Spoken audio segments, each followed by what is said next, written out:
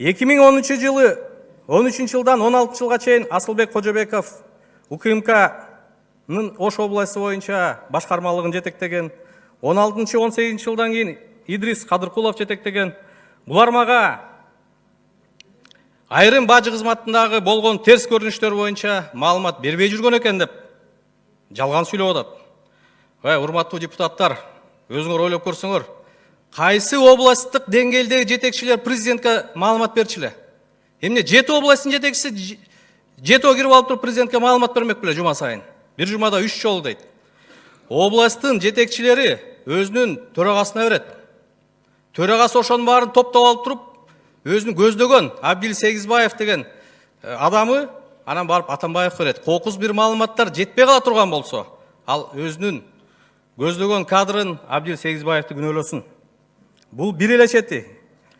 Идрис Кадыркулов ушул Сооронбай Шарипович менен экөө иштешип, ушул Райым Матраимовдун иштерин жаап жашырган деген мааниде айтып атат. Эми карап көрөлү күндөрүн. 16 жылы Идрис Кадыркулов Ош областына, областык УКМКнын башкармалыгына жетекчиге дайындалганда Сооронбай Шарипович премьер-министр болгон экен.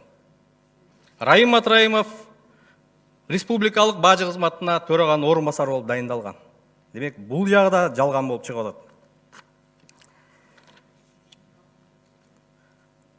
Андан тышкары, ар бир областта АКС бөлүмдөрү бар. АКСтин бөлүмдөрү эч убакта облустук жетекчиге баш ийген эмес. Алар түздөн-түз АКСке баш ийет. Демек, АКСте дагы Дүйшөн Чоткараев деген Атамбаевдин жакын адамы болгон. Демек, түздөн-түз маалымат алганга Атамбаевда толук мүмкүнчүлүк бар эле.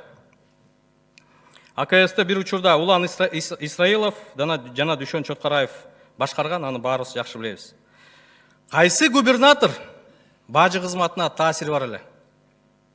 Мына мен дагы 2 жылга жакын губернатор болуп иштедим. Чүй областында бажы кызматынын жетекчиси ким экенин да билген жокмун. Бир дагы жолу биздин жыйынга келип катышкан жок.